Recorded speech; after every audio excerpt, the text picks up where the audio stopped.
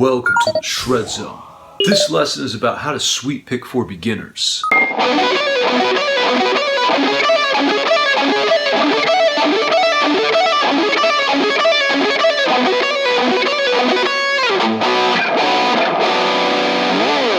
So basically you take your broom and you just start sweeping your guitar off real good. That's it, till it's nice and purty. Sweep picking is one of the most powerful and awe-inspiring techniques known to man. In the right hands, a flurry of majestic cascading arpeggios can be a wonder to behold. This is also a wonder to behold. Whoa! In this lesson, we'll discuss the mechanics of sweep picking using a B minor arpeggio. The right and left hands must work together in immaculate unison to produce sonic sex. Becoming aware of the nuances in our physical movements help to make a difficult task manageable. Well, I'm still unsure. Finger rolling, pick angling, and legato techniques will be our savior. Savior from what? From the damning downfalls of poor sweep picking technique. So grab your axe and let's destroy the universe. Oh, and I almost forgot. If you really want to be a sweep picking powerhouse, eat pancakes. Lots of them.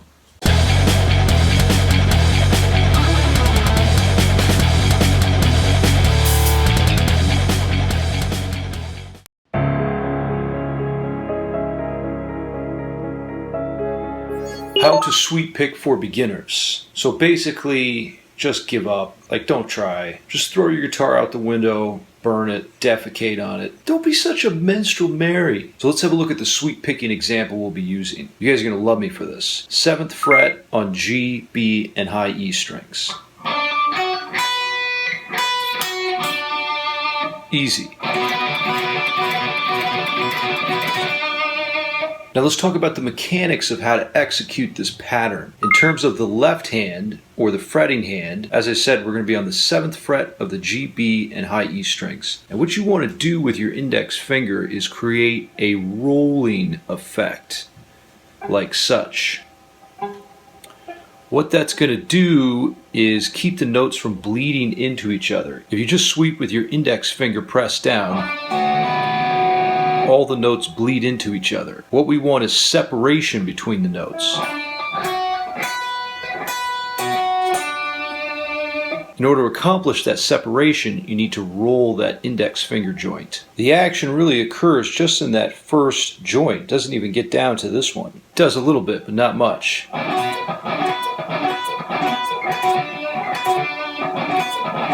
Instead of going to the gym and working out your fingers, like I know everyone does, you can just do this all day. Great way to spend your Saturday. Who needs to go out on a date when you can just jack your fingers off? Whoa! Now what you can do is aim to get the first and last notes ringing by themselves. So you sweep up and hopefully just hear that high note. You sweep down, just hear that low note.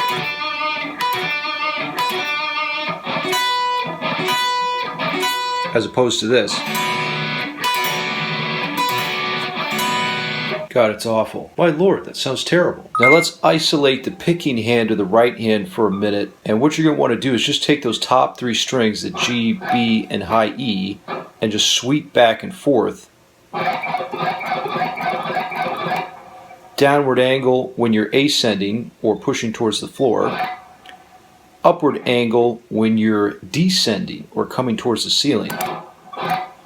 Down with the pick, up with the pick, down with the pick, up with the pick. Now you notice this joint in the thumb is moving.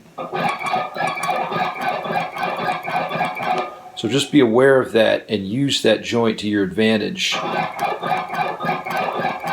Doesn't need to move a lot, but as you tackle sweeps with more strings, you'll notice that joint enacting much more.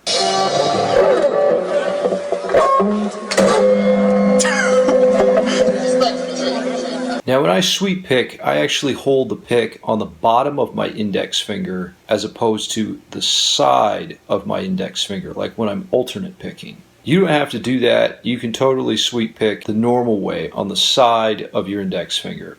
But it's something you might try. I find this gives me a little bit more control when I switch to the bottom of my index finger.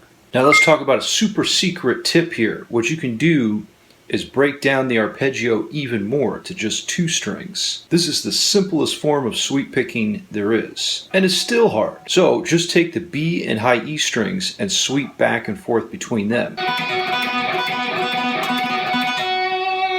And again, you can use this exercise, just sweep to the top and aim to just hear that high note instead of this, and then sweep descending and aim to just hear the lower note with clarity.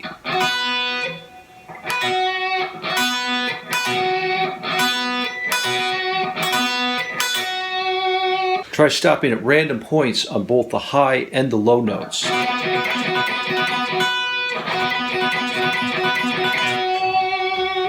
And again, you're aiming for that clarity, just hearing the note that you're stopping on, not sustaining with the other notes.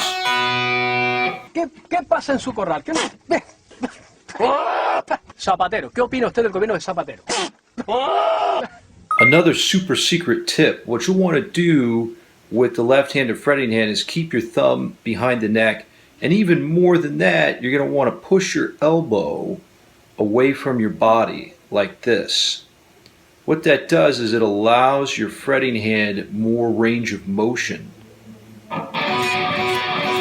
If you keep your elbow back here, you're really going to constrict your ability to perform these movements. By pushing that elbow out away from your body, you get a better So by pushing that elbow away from your body, you get better access and a better vantage point on the fretboard. Here my range of motion is very restricted. When I bring it out, much better. Whoa! Okay, now that you're a sweep picking master, let's talk about a few variations you can do with this pattern. So we got the 7-7-7, triple sevens on the G, B, and high E strings. Try adding the 10th fret with the pinky finger on the high E string.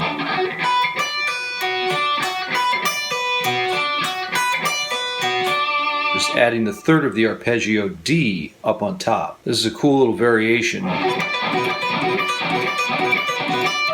So with this shape, you're pulling off, this is the legato part, you're pulling off from the 10th fret. So that note is not picked when you come from the 10th fret back to 7. You can also try this with the 9th fret. And you can also try it with both the 9th and the 10th frets.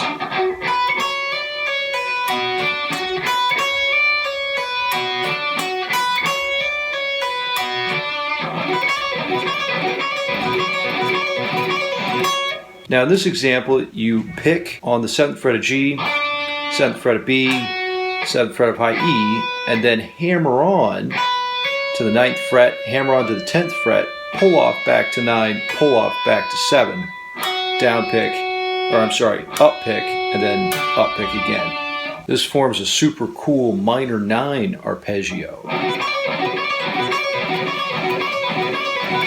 Like, comment, and subscribe if you enjoyed the lesson. Let me know what your thoughts on sweep picking are. Who are your favorite sweep pickers, and how do you approach this technique? Do you do it differently than I do? I hope not, because my way is the only right way.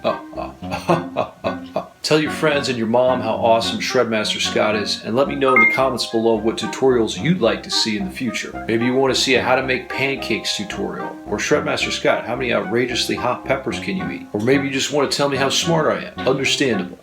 That's a wrap for this lesson. You can stay up to date with the Shred Zone by following me on social media. Type in Shredmaster Scott to YouTube, Facebook, or Instagram. Until next time, shred till you're dead.